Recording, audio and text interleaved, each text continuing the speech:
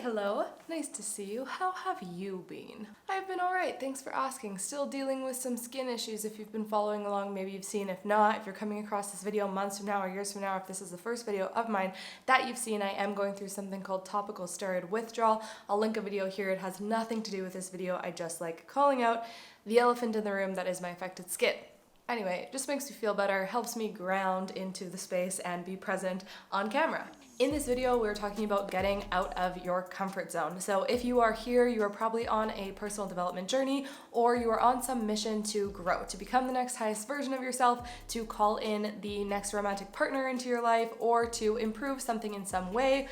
But for some reason it keeps not happening. And maybe you have these moments where you get really excited about it and you're like, okay, I'm gonna do the thing and that thing requires me to do this thing and I'm gonna do it. And you maybe even take one little step and then you kind of inch back from it and it doesn't actually happen, or it doesn't go through, or you're not consistently showing up in that way that you want to. And it's because that is the edge. That is the edge of the comfort zone, and it's hard to push through it. So we're going to talk about getting outside of that comfort zone, and I'm going to break down the mechanisms of why it is hard, how we can make it easier so that you are going to be able to cut things out of your life that no longer serve you and move with more ease into that next highest version of you. And making the things that are keeping you stuck feel more solvable and not so scary is one of the main points of my channel, which is to make easy to watch videos for you to elevate your life. So there's the quote, do one thing a day that scares you. You know the one, right? And I've had such an interesting relationship with this quote. First, I was like, yeah, freedom, like whatever do one thing a day scared me meant to me. I guess it meant freedom. And I was all, gung-ho, power to us, let's do it. Then I started to hate the quote, especially when people would ramp it up and say,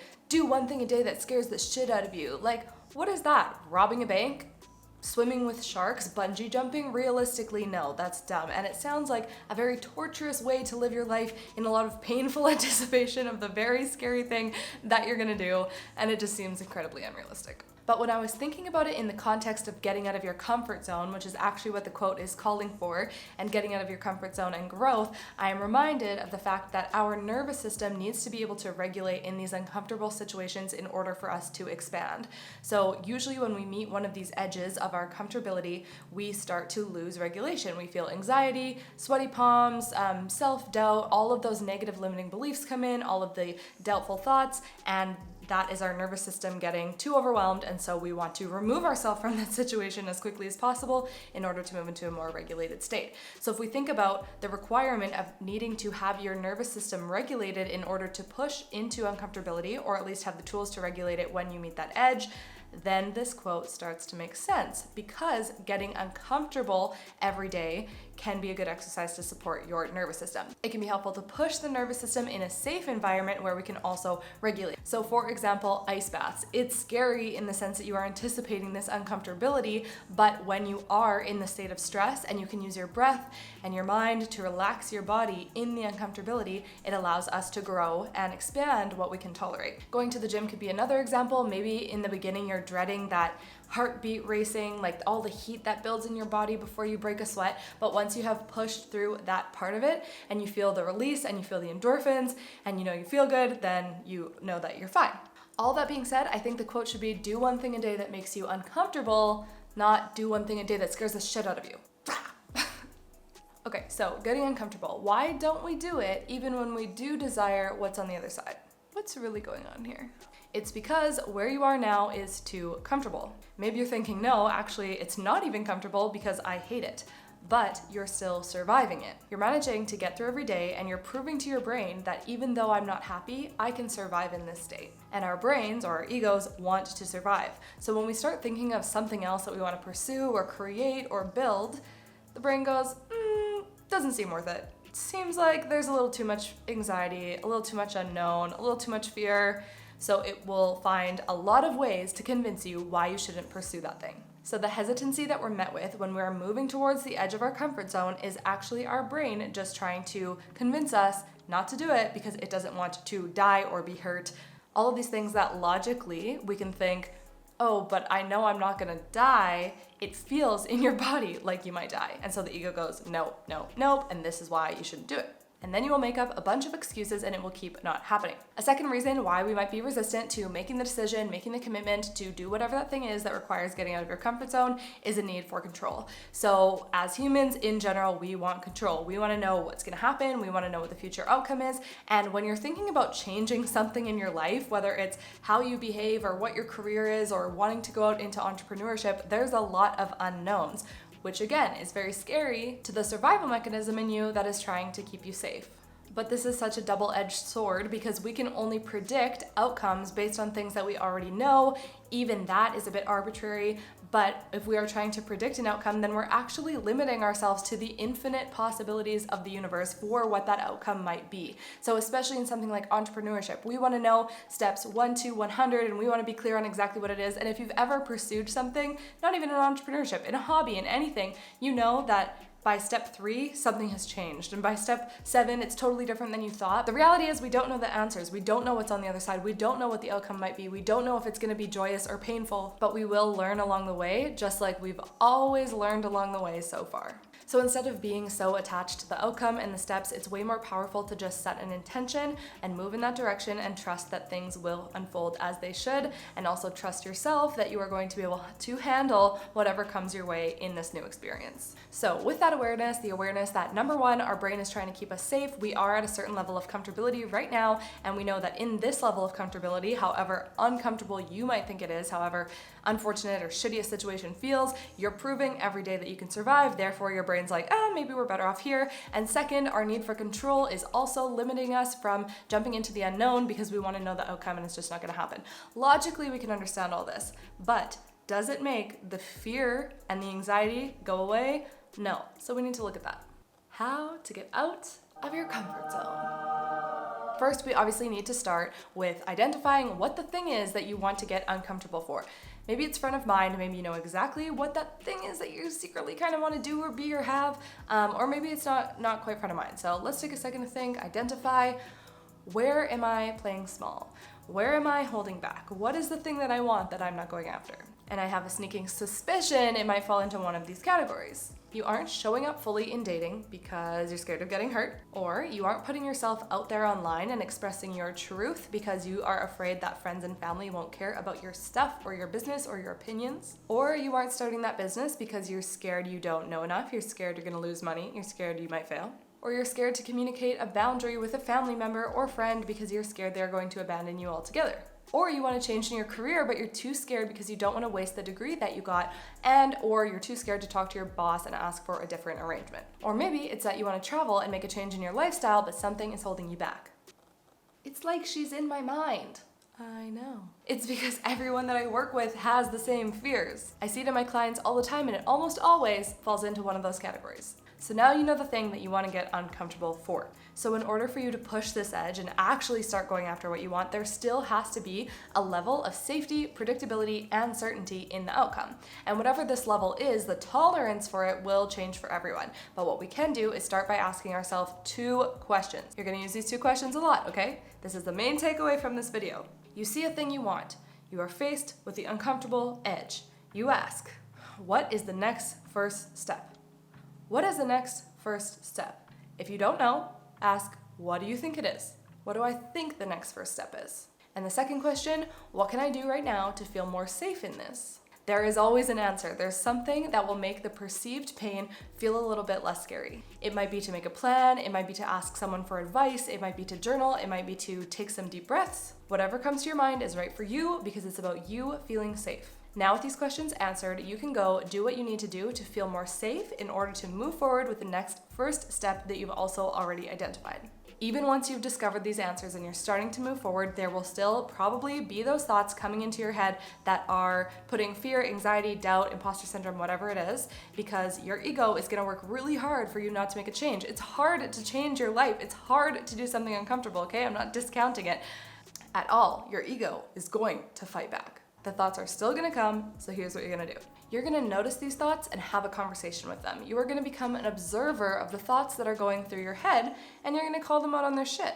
Hey fear, I see you creeping in on me here. I'd just like you to know that I don't really need you anymore. I don't need you in this situation. I appreciate that you have protected me in the past, but I've got this. Thank you. Having this conversation, while it may seem silly, puts you in the perspective of being in the driver's seat, and you are just noticing these thoughts. You are not these thoughts. These thoughts are just mental events that are coming into your awareness, and we are allowed to let them go, let them pass, tell them to leave, and choose a different thought. So those two questions, and then being the observer of the thoughts when they come and having a conversation with them, are really your toolkit for getting out of your comfort zone. But sometimes we might trick ourselves that we are getting uncomfortable when we actually aren't. And I am very guilty of this. I've always thought of myself as someone who is really courageous, really open-minded, always trying new things, but was I doing things that actually made me scared? No. I just have a high tolerance for doing things that most people would feel intimidated by. For example, I've done a lot of traveling alone, I started my own business, I have a natural tolerance for that embedded in me. And so people would say to me, wow, you're so brave, or aren't you scared? And this validated my own sense of courage. But when I realized what my uncomfortable edge actually was, I was like, whoa, that is where there's room for me to grow. That is what I need to lean into. And that's where my anxiety, my fear, my self-doubt actually exists. It's not at this edge, which might be someone else's edge. It's at this edge over here, which is my edge. And that's where I need to explore.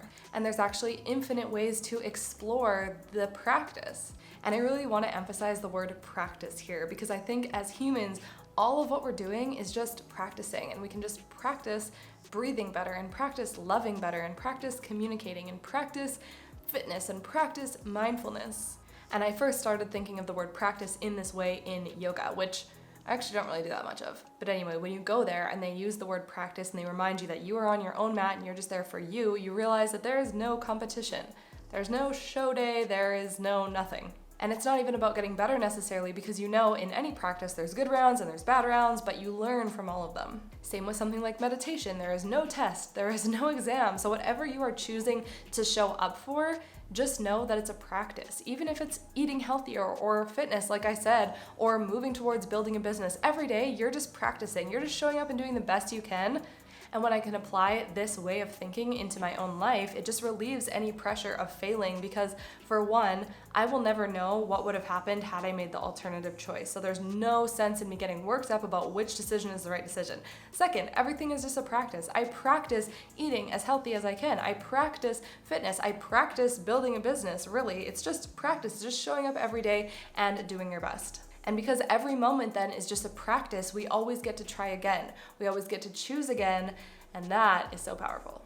So when you're going to explore your own edges, which I know you're getting excited to do now, it's still gonna feel uncomfortable. That's the point. But creating that higher level of certainty and safety is what's gonna get you over the threshold, just like that's actually what has gotten you out of the threshold or over the threshold before, even though it was probably subconscious. I'll be honest, when what you're trying to do is overcome some deep-seated limiting beliefs or mental blocks, it can be hard to do alone. I find that sometimes I can take myself there to the edge and I can look at it and I can be like, I feel this way and it sucks, but I can't break through it or move through it alone. And that's actually why working with a facilitator or a coach is so helpful. I get to be the guide that is right there with you, looking at the fears and looking at the limiting beliefs so that we can solve them. I use modalities with you to first find where that fear is actually coming from, and also see where it's probably sabotaging you, not just in this one thing that you're not able to do because you're scared, but actually in so many areas of your life. And then together we can find and create that safe space for the higher,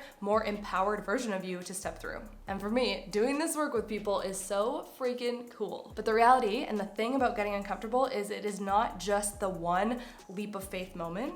Maybe we leap and we make one turning point decision where we have cut a cord or closed a door on something and we're like, oh my God, we did it. But the thing is, those thoughts are gonna keep coming back. The limiting beliefs are gonna keep coming back. Oh my gosh, what have you done? Maybe you ruined this, da-da-da. The little voice is gonna be there, because we have to choose our new identity over and over and over and retrain our mind and our body and our emotional body that this is what our new experience is, because this is what we are choosing, and that's what takes practice. And even if we can push through the fear with our mind, our body still might be like, nuh-uh. And that's when we start to feel the racing heart and the upset stomach, but it's okay.